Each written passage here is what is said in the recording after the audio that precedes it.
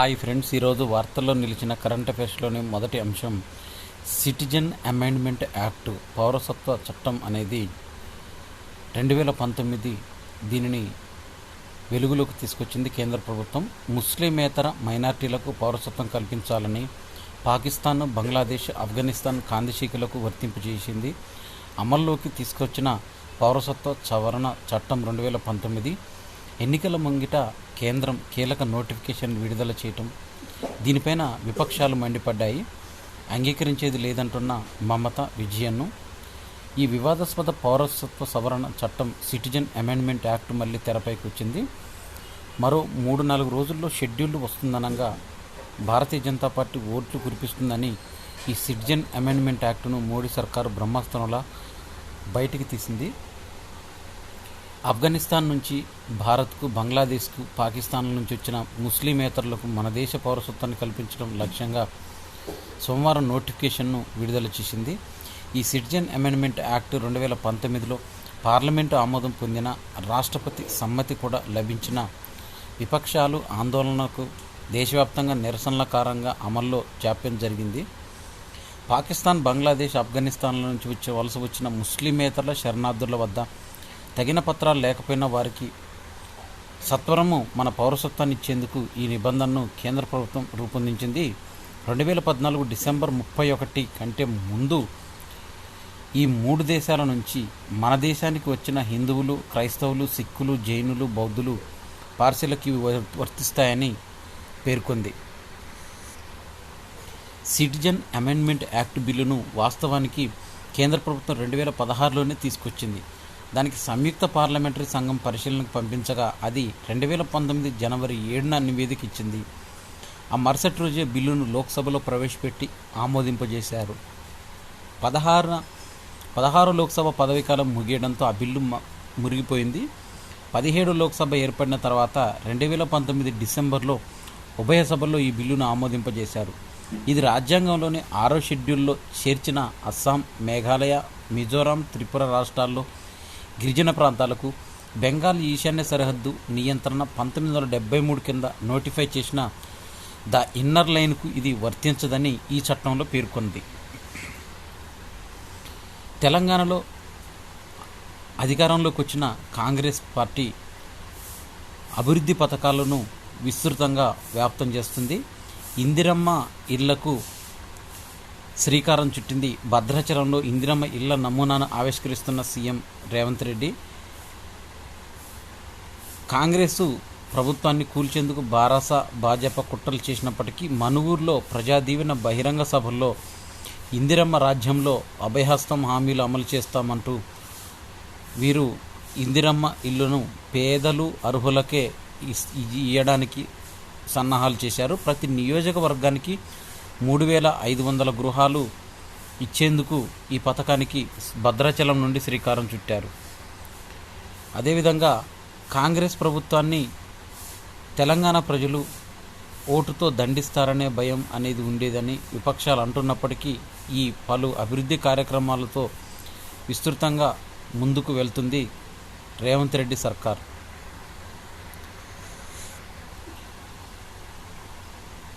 ఇందిరమ్మ ఇళ్ల పథకాన్ని భద్రాద్రి రాములవారి సన్నిధిలో ప్రారంభించుకోవటం శుభపరిణామంగా కాంగ్రెస్ ప్రభుత్వము చూస్తుంది. ఇళ్ల కోసం అదనంగా ₹1,00,000 చొప్పున ఇస్తామని, వారికి 6 లక్షలు కల్పిస్తామంటూ గత పాలకులు మాదిరిగా ప్రజల సొమ్మును దోచుకోమంటూ వీరు ఈ డబుల్ బెడ్రూము సంబంధించిన ఇల్లులు, అదేవిధంగా ఇందిరమ్మ ఇళ్లను ఓపెన్ చేస్తూ అన్న మాటలు. ఎన్నికల బాండ్లకు సంబంధించి విక్రయాలను ప్రకటించేందుకు జూన్ 30 వరకు అదనపు సమయం ఇవ్వాలంటూ స్టేట్ బ్యాంక్ ఆఫ్ ఇండియా దాఖలు చేసిన పిటిషన్ను సుప్రీంకోర్టు కొట్టివేసింది.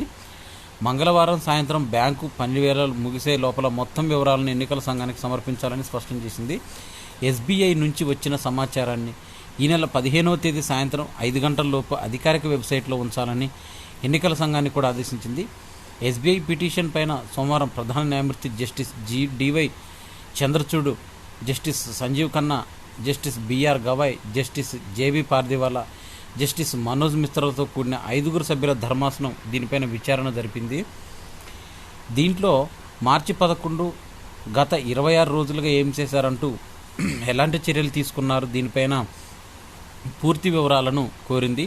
ఈ నెల 15 సుప్రీంకోర్టు కీలక తీర్పు వెలువడటంతో ఆ వివరాలను 6 లోపల సమర్పించాల్సిందిగా ఎస్బీఐని ఆదేశించింది. ఆ తేదీకి 2 రోజుల ముందు గడువును జూన్ 30 వరకు పొడిగించాలంటూ పిటిషన్ వేసింది. 9 లోక్సభ నియోజకవర్గాల పరిధి లక్ష్యంగా 16 నుంచి 3 రోజుల పాటు ప్రధాని మోదీ పర్యటనలు చేపడుతున్నారు. 16, 18, 19 తేదీలలో మలివిడత ప్రచారంలో భాగంగా భారతీయ జనతా పార్టీ ఎన్నికల బహిరంగ సభల్లో పాల్గొంటారని పార్టీ వర్గాలు తెలిపాయి. మల్కాజ్గిరి, జగిత్యాల, నాగర్ కర్నూలులో నిర్వహించే సభల్లో కూడా పాల్గొంటామంటూ తెలిపారు. ఈ సందర్భంగా మహేశ్వరం మండలం మాణిక్యమ్మగూడెంలో నమో డ్రోన్ దీదీ కార్యక్రమాన్ని ఆవిష్కరణ జరిగింది. ఇందులో ప్రధాని మోదీ వర్చువల్గా పాల్గొన్నారు. కోరమండల్ ఇంటర్నేషనల్ అందించిన 200 డ్రోన్లతో సహా 1000 డ్రోన్లను వివిధ స్వయం సహాయక సంఘాలపైన సభ్యులకు అందజేశారు. కరీంనగర్ జిల్లా ఎలిగందుల గ్రామానికి చెందిన డాక్టర్ నాగరాజు సురేంద్ర కలంపేరు ఎలనాగకు గాలిబ్ నాటి కాలం అనే తెలుగు అనువాదానికి కేంద్ర సాహిత్య అకాడమీ పురస్కారం 2023 సంవత్సరానికి లభించింది. ఈ మేరకు సాహిత్య అకాడమీ సోమవారం ప్రకటించింది. 1953లో ఎలగందుల గ్రామంలో జన్మించిన ఈయన వృత్తిరీత్యా డాక్టర్ అయిన ప్రవృత్తిరీత్యా కవి, రచయిత, అనువాదకుడు, విమర్శకుడు. 1980 నుంచి 1986 వరకు నైజీరియాలో ప్రభుత్వ ఆసుపత్రుల్లో, తర్వాత 1989 నుంచి 2012 వరకు ఆంధ్రప్రదేశ్ వైద్య విధాన పరిషత్తులో రాష్ట్ర స్థాయి అధికారిగా పదవి విరమణ పొందారు. ప్రస్తుతం హైదరాబాద్లో నివాసం ఉంటున్న ఎన్నో అనువాద రచనలు చేశారు. అందులో ఒకటైన గాలిబ్ నాటి కాలం అనే రచనకు కేంద్ర సాహిత్య అకాడమీ వరించింది. ఉన్నత పాఠశాల స్థాయి నుంచే ఆయన రచనలు ప్రారంభించారు. వివిధ ప్రక్రియల్లో అనువాదంలో దాదాపు 38 నవలలు ప్రచురితమయ్యాయి. గతంలో ఎన్నో పురస్కారాలు అందుకున్నారు. ఆంధ్రప్రదేశ్ హైకోర్టుకు చెందిన 3 అదనపు న్యాయమూర్తులను శాశ్వత న్యాయమూర్తులుగా నియమిస్తూ రాష్ట్రపతి ద్రౌపది ముర్ము ఉత్తర్వులు జారీ చేశారు. ప్రస్తుతం ఆంధ్రప్రదేశ్ హైకోర్టులో అదనపు న్యాయమూర్తులుగా పనిచేస్తున్న జస్టిస్ బొప్పన్న వరహలక్ష్మీ నరసింహ చక్రవర్తి, జస్టిస్ తల్లా ప్రగడ మల్లికార్జునరావు, మధ్యప్రదేశ్ హైకోర్టులో సేవలందిస్తున్న జస్టిస్ దుప్పల వెంకటరమణలను శాశ్వత న్యాయమూర్తులుగా నియమించాలని ఆంధ్రప్రదేశ్ హైకోర్టు కొలీజియం 2023 ఫిబ్రవరి 24న సుప్రీంకోర్టు కొలీజియానికి ప్రతిపాదించింది. దాన్ని ప్రతిపాదనలోకి తీసుకున్న ప్రధాన న్యాయమూర్తి జస్టిస్ డివై చంద్రచూడ్ నేతృత్వంలో సుప్రీంకోర్టు కొలీజియం ఫిబ్రవరి 13న కేంద్ర ప్రభుత్వానికి సిఫార్సు చేసింది. ఈ ప్రతిపాదనను ఇప్పుడు రాష్ట్రపతి ఆమోదముద్ర వేయడంతో ఆర్టికల్ 217 సబ్సెక్షన్ 1 కింద దాఖలు పడిన అధికారాలను అనుసరించి వీరిని ప్రస్తుతం పనిచేస్తున్న హైకోర్టుల్లో శాశ్వత న్యాయమూర్తులుగా నియమిస్తూ రాష్ట్రపతి ఆమోదముద్ర వేసింది. లింగాకార రాయిపైన పర్షియన్ లిపిలో ఒక శాసనాన్ని కనుక్కున్నారు. ఇది నాగర్ కర్నూలు జిల్లా ఆమ్రాబాద్ మండలం కొల్లంపేట సమీపం అటవీ ప్రాంతంలో పురాతన దేవాలయాన్ని సందర్శించారు. అందులో ఉన్న లింగాకార రాయిని ఫోటోలు తీసి సామాజిక మాధ్యమాల్లో పోస్ట్ చేయగా వైరల్గా మారింది. ఈ విషయాన్ని కర్ణాటకకు చెందిన బస్వరాజ్ అనే వ్యక్తి మైసూర్లోని భారత పురాతత్వ పరిశోధనశాల సంచాలకులు మునిరత్నం రెడ్డి దృష్టికి తీసుకువెళ్ళగా వీరు ఆ రాయిపైన పర్షియన్ భాషలో నస్తాలిక అక్షరాలతో ఓ శాసనం చెక్కి ఉన్నట్లు ఆయన తెలిపారు. ఇది అసబ్జాయి వంశానికి చెందిన 8వ నవాబు ముఖరం ఉద్దౌలా బహదూర్ కాలంలో బంజరు భూముల్లో మొక్కలు నాటిన సందర్భంగా శాసనం వేయించినట్లు వివరించారు. అల్ ఖైదా ఉగ్రవాది అల్ బతర్ఫీ మృతి చెందారు. అతడి తలపైన 40 కోట్ల రివార్డుగా ఉంది. 1999లో ఆఫ్ఘనిస్తాన్కు మకాం మార్చారు ఇతను. అక్కడ తాలిబాన్లతో కలిసి అమెరికా సైన్యంకు దాడులకు పాల్పడ్డాడు. 2010లో ఆల్ ఖైదాలో చేరారు. యెమెన్లోని అబ్యాన్ ప్రావిన్స్ ఆక్రమణలో అతడు కీలక పాత్ర పోషించాడు. దివ్యాస్త్రం దిగ్విజయం అయింది. ఒకే క్షిపణితో బహుళ లక్ష్యాలపైన గురికి MIRV సాంకేతికత. దీనితో అగ్నిపై క్షిపణిని పరీక్షించారు. Multiple independently targetable reentry vehicle. MIRV పరిజ్ఞానంతో రక్షణ పరిశోధన అభివృద్ధి సంస్థ డిఆర్డిఓ శాస్త్రవేత్తలు తొలిసారిగా దీన్ని పరీక్షించారు. దీంతో ఈ తరహా సామర్థ్యం కలిగిన America, Russia, China, France, Britain దేశాల సరసన భారత్ 6వ దేశంగా చేరింది. స్వదేశీ పరిజ్ఞానంతో భారత్ రూపొందించిన క్షిపణుల్లో అగ్ని-5 అత్యంత శక్తివంతమైంది. ఇది 5,000 కిలోమీటర్ల దూరంలోని లక్ష్యాలను ఛేదించగలదు. ఖండాంతర క్షిపణి అణ్వస్త్రాన్ని మోసుకెళ్లగలదు. ప్రధానంగా చైనా నుంచి ఎదురయ్యే ముప్పులను తిప్పికొట్టడానికి ఆ దేశం మొత్తం దీని పరిధిలోకి వస్తుందని, అగ్ని-1 నుంచి అగ్ని-4 వరకు 700 నుంచి 3,500 కిలోమీటర్ల మధ్య దూరాన్ని చేరుకోగలవు. కానీ ఇవి 1990 నుంచి భారత సైనిక దళాల్లో పనిచేస్తున్నాయి. ఎంఐఆర్వి అంటే అగ్ని-5ను భారత గతంలో అనేకసార్లు పరీక్షించారు. అయితే ఎంఐఆర్వితో ఈ అస్త్రాన్ని ప్రయోగించటము ఒకే దాడి చేస్తుంది. ఒకే క్షిపణిలో బహుళ వార్ హెడ్లను అమర్చవచ్చు. లక్ష్యానికి చేరువలో క్రమంలో ఈ అస్త్రం నుంచి విడిపోతాయి. ఇవి తర్వాత స్వతంత్రంగా వ్యవహరించగలవు. భిన్న వేగాల్లో ఉన్న దిక్కుల్లో ప్రయాణించగలవు. వాటి ద్వారా ఏకకాలంలో అనేక లక్ష్యాలపైన దాడి చేయవచ్చని, లక్ష్యంగా ఎంచుకున్న ప్రదేశాల మధ్య దూరం 100 కిలోమీటర్లు ఉన్న ఇబ్బంది లేదంటూ 4 నుంచి 12 వార్ హెడ్లను మోసుకెళ్లేలా అగ్ని-5ను తీర్చిదిద్దుతామని డిఆర్డిఓ శాస్త్రవేత్తలు గతంలో తెలిపారు. భారత్ చర్యతో వివాదం మరింత క్లిష్టతరమైందని ప్రధాని మోదీ అరుణాచల్ పర్యటనలో చైనా పైన అక్కసు వెల్లడించారు. జంగ్-1 ప్రాంతం తమ భూభాగమని, అక్కడ భారత్ వేస్తున్న అడుగులు సరిహద్దు వివాదాన్ని మరింత క్లిష్టతరం చేశాయని డ్రాగన్ విదేశాంగ ప్రతినిధి వాంగ్ వెన్బిన్ పేర్కొన్నాడు. జాంగ్-1 దక్షిణ టిబెట్గా పేర్కొన్న జాంగ్-1 ప్రాంతం చైనాలో భాగం. చట్టవిరుద్ధంగా ఏర్పాటు చేసిన అరుణాచల్లో మేము ఎప్పుడూ గుర్తించలేదంటూ ఈ సందర్భంగా వారు తెలియజేశారు. కొత్త ఏడాదిలో మోదీ సర్కార్ 10 లక్షల కోట్ల ప్రాజెక్టులను ప్రారంభించింది. మిగతా ప్రాజెక్టులో ప్రారంభోత్సవం సమయంలో చాలా తక్కువగా ఉందంటూ దేశవ్యాప్తంగా సుమారు 1,00,000 కోట్ల విలువైన 114 జాతీయ రహదారుల ప్రాజెక్టులకు ప్రారంభోత్సవాలు శంకుస్థాపన చేశారు. హర్యానాలోని గురుగ్రామ్లో సోమవారం జరిగిన సభలో మోదీ ప్రసంగించారు. రాబోయే 5 ఏళ్లలో మౌలిక సదుపాయాలు అభివృద్ధి వేగానికి అనేక రెట్లు పెంచుతామని మోదీ తెలిపారు. మహిళా శక్తి ఎదుగుదలతో కొత్త అధ్యాయాన్ని లిఖిస్తామన్నారు. మహిళా సమస్యలే వారికి పథకాలను రూపొందించేలా చేశాయని, కార్యక్రమంలో భాగంగా స్వయం సహాయక బృందాలు, సెల్ఫ్ హెల్ప్ గ్రూపులకు బ్యాంకు రుణాలు దాదాపుగా 8,000 కోట్లను పంపిణీ చేశారు. భారత వ్యవసాయ పరిశోధక సంస్థల్లో జరిగిన నమో డ్రోన్ దీదీలతో మాట్లాడుతున్న నరేంద్ర మోదీ, తెలంగాణ రాష్ట్రంలో పసుపు పంటకు నిజామాబాద్ రాష్ట్రంలో ఆల్ టైమ్ రికార్డు ధర పలికింది. క్వింటాల్కు 18,299 రూపాయల ధర పలికింది. ఆర్మూర్ మండలం పెర్కిట్కు చెందిన రైతు తీగల గంగారెడ్డికి తీసుకొచ్చిన 18 క్వింటాలకు ఈ ధర దక్కించడం విశేషం. 60% మంది రైతులకు లభించే సరాసరి ధర ఈ నెల మొదటి వారంలోనే 12,500 నుంచి సోమవారం 14,500 పలకటం పరిపాటిగా ఉంది. భారత్లో అంకురాలను ప్రోత్సహించడంలో ముందంజలో ఉంది భారత్.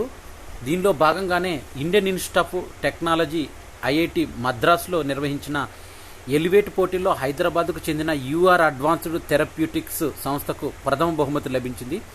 8 నుంచి 10 వరకు జరిగిన ఈ సదస్సులో 5,000 మందికి విద్యార్థులు, 50,000 మందికి పైగా పెట్టుబడిదారులు పాల్గొన్నారు. దేశవ్యాప్తంగా ఎంపిక చేసిన 100 అంకురాలలో ఈ ఉత్పత్తులు ప్రదర్శించారు. మానవ శరీరంలో ఉండే సొంత మూలకణాల ద్వారా 3 పొరల కార్నియాను పునరుత్పత్తి చేయగలిగే ఇంప్లాంట్లను యూఆర్ అడ్వాన్స్డ్ థెరప్యూటిక్స్ అభివృద్ధి చేస్తుంది. టీశాట్ సీఈఓగా వేణుగోపాల్ రెడ్డి బాధ్యతలను స్వీకరించారు. ఈ టీశాట్ తెలంగాణ రాష్ట్రంలో పోటీ పరీక్షలకు శిక్షణనిస్తుంది. కోవిడ్ ఇన్ఫెక్షన్కు కొత్త తరగతి యాంటీవైరల్ ఔషధాలను తయారు చేస్తున్నారు. SARS-CoV-2 వైరస్ మానవ కణాల్లో పెరిక్సిజోమ్లను, ఇంటర్ఫెరాన్లను ఉత్పత్తులకి నిలిపివేసే చర్య కార్యక్రమాన్ని క్రియాశీలం చేస్తుంది. ఈ నేపథ్యంలో కెనడాలోని ఆల్బెర్టా విశ్వవిద్యాలయ శాస్త్రవేత్తలు ఈ ప్రభావాన్ని తిప్పికొట్టేలా ఇంటర్ఫెరాన్ ఉత్పత్తిని ప్రేరేపించే కొత్త రకం యాంటీవైరల్ ఔషధాలను గుర్తించి వాటిని విజయవంతంగా పరీక్షించారు. మద్యం సేవించిన డ్రైవర్లను గుర్తించేందుకు బ్రీత్ ఎనలైజర్లతో పరీక్షలు నిర్వహిస్తుంటారు. కానీ అయితే డ్రైవర్లలో నిద్రలేమిని గుర్తించే రక్త పరీక్ష ద్వారా కూడా ఆస్ట్రేలియా శాస్త్రవేత్తలు అభివృద్ధి చేశారు. ప్రపంచవ్యాప్తంగా దాదాపు 20% రోడ్డు ప్రమాదాలకు డ్రైవర్ల నిద్రలేమి కారణమని అంచనా వేశారు. వాహనం నడపడానికి ముందు సరైన విశ్రాంతి లేని చోదకులు స్టీరింగ్ పట్టుకోగానే నిద్రలోకి జోగుతూ ఉంటారు. దీనికి ఆస్ట్రేలియాలోని మెనాష్ విశ్వవిద్యాలయానికి శాస్త్రవేత్తలు ఒక రక్త పరీక్షను అభివృద్ధి చేశారు. నిద్రలేమికి సంబంధించిన ఒక బయోమార్కర్ను ఇది గుర్తిస్తుంది. ఇస్రో ప్రయోగించిన వాతావరణ ఉపగ్రహం ఇన్సాట్ 3DS భూ చిత్రీకరణను ప్రారంభించింది. అందులో 6 ఛానల్ ఇమేజర్, 19 ఛానల్ సౌండింగ్ ఒడిసిపెట్టిన చిత్రాలను తాజాగా విడుదల చేసింది. అహ్మదాబాద్లోని స్పేస్ అప్లికేషన్ సెంటర్ అభివృద్ధి చేసింది వీటిని. ఈ చిత్రాలను కర్ణాటకలోని హసన్లో ఉన్న మాస్టర్ కంట్రోల్ ఫెసిలిటీ ప్రాసెస్ చేసింది. 6 ఛానల్ ఇమేజర్ భూ ఉపరితలాన్ని, వాతావరణాన్ని బహుళ తరంగ దైర్ఘ్యాల్లో చిత్రీకరించగలదని, దానికి సాయంతో మేఘాలు, గాలిలోని ఎర్సాల్ రేణువులను, భూ ఉపరితల ఉష్ణోగ్రత, పచ్చదనం, నీటి ఆవిరి వంటి వివరాలను తెలుసుకోవచ్చు. పాకిస్తాన్ ప్రథమ మహిళగా అధ్యక్షుడి కుమార్తె ఆసిఫా భుట్టో 14వ అధ్యక్షుడిగా జర్దారీ ప్రమాణ స్వీకారం చేసినప్పుడు చిన్న కుమార్తె ఆసిఫా ఆయన వెంటే ఉన్నారు. జర్దారీపై కోర్టు కేసుల విచారణ మొదలుకొని జైలు నుంచి విడుదల కోసం ఆసిఫా పోరాడారని, ఇప్పుడు ప్రమాణ స్వీకారోత్సవ సందర్భంలో ప్రథమ మహిళగా ఆమె వెంట ఉన్నారని బక్తావర్ ట్వీట్ చేశారు.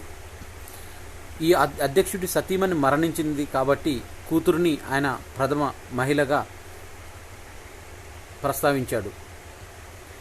తెలుగులో సుమంత్ హీరోగా నటించిన సత్యం సినిమా దర్శకుడు సూర్యకిరణ్ 51 సంవత్సరాల వయసులో చెన్నైలో కన్నుమూశారు. కామెర్ల వ్యాధికి నగరంలో ఓ ప్రైవేట్ ఆసుపత్రిలో చికిత్స పొందుతూ మరణించారు. ఆయన దక్షిణాది భాషల్లో 200లకు పైగా చిత్రాల్లో మాస్టర్ సురేష్ పేరిట బాలనటుడిగా నటించారు. తెలుగులో సత్యం సినిమాతో దర్శకుడిగా మంచి గుర్తింపు తెచ్చుకున్నారు. తర్వాత ధనా 51, రాజుబాయ్, చాప్టర్ 6 వంటి చిత్రాలకు దర్శకత్వం వహించాడు. తెలుగులో బిగ్ బాస్ సీజన్ 4లో కంటెస్టెంట్గా పోటీ పడ్డారు. కథానాయిక కళ్యాణిని ఆయన ప్రేమ వివాహం చేసుకోగా కొన్ని అభిప్రాయ భేదాలతో విడిపోయారు. చెన్నైలో మంగళవారం అంత్యక్రియలు నిర్వహించడానికి సన్నాహాలు జరిగాయి. ప్రయాణికులకు ఉత్తమ సేవలు అందిస్తున్నందుకు గాను శంషాబాద్లో జిఎంఆర్ హైదరాబాద్ అంతర్జాతీయ విమానాశ్రయానికి పురస్కారం దక్కింది. ఎయిర్పోర్ట్స్ కౌన్సిల్ ఇంటర్నేషనల్ ACI వార్షిక అవార్డులో భాగంగా ఎయిర్పోర్ట్ సర్వీస్ క్వాలిటీ విభాగంలో 2023కు గాను ఆసియా పసిఫిక్ ప్రాంతంలో హైదరాబాద్ ఉత్తమ విమానాశ్రయంగా నిలిచింది. ఏడాదికి 1.5 నుంచి 2.5 కోట్ల మంది ప్రయాణికులు సేవలందిస్తూ ప్రపంచవ్యాప్తంగా ఉన్న 400 విమానాశ్రయాలు ఈ పురస్కారం పోటీ పడితే 30కి పైగా పనితీరు సూచికల ఆధారంగా అంతిమ విజేతను నిర్ణయించారు. ఈ పురస్కారం సాధించడంపైన జిఎంఆర్ హైదరాబాద్ అంతర్జాతీయ విమానాశ్రయ CEO ప్రదీప్ పనికర్ ఆనందం వ్యక్తం చేశారు. భారత స్టార్ డబుల్స్ జోడీ సాత్విక్ సాయిరాజ్, చిరాగ్ శెట్టి మరో సవాల్కు సిద్ధమయ్యారు. ఫ్రెంచ్ ఓపెన్ విజయంతో జోరు మీదున్న సాత్విక్ సాయిరాజ్ జోడీ ఆల్ ఇంగ్లాండ్ ఛాంపియన్షిప్ పైన టైటిల్ పైన గురిపెట్టింది. ప్రతిష్టాత్మక టోర్నీలో ఛాంపియన్గా నిలిచి 23 ఏళ్ల భారత నిరీక్షణకు తెరదించాలని ఆసియా క్రీడల విజేతగా భావిస్తుంది. ప్రపంచంలో అత్యంత పురాతన బ్యాటింగ్ టోర్నీలో భారత్ నుంచి ప్రకాష్ పదుకొనే 1980, పుల్లెల గోపిచంద్ 2001 మాత్రమే టైటిల్ సాధించారు. సైనా నెహ్వాల్ 2015, లక్ష్య సేన్ 2022లో టైటిల్ దగ్గరగా వచ్చినా చివరికి రన్నరప్గా నిలిచారు. కానీ ఏడాది కాలంలో సూపర్ ఫామ్లో ఉన్న సాత్విక్ జోడీ 23 ఏళ్ల నిరీక్షణకు తెరదించున్నారు. తొలి రౌండ్లో Mohammad Ahsan, Hendra Setiawan Indonesia జంటతో సాత్విక్ చిరాగ్ జోడీ తలపడుతుంది. పురుషుల సింగిల్స్లో టాప్ సీడ్ విక్టర్ అలెక్సన్ డెన్మార్క్తో, కిదాంబి శ్రీకాంత్ సూపర్ యంగ్ చైనీస్ తైపీతోనూ పోటీ పడనున్నారు. ఇవి మార్చి 12, 2024కు సంబంధించిన కరెంట్ అఫైర్స్. ఈ వీడియో నచ్చినట్టయితే లైక్ చేయండి, షేర్ చేయండి, కామెంట్ చేయండి. నా ఛానల్ సబ్స్క్రైబ్ చేసుకోవడం ద్వారా నేను చేసే వీడియోస్ అన్నీ మీకు నోటిఫికేషన్ రూపంలో వెలువడతాయి. Thanks for watching.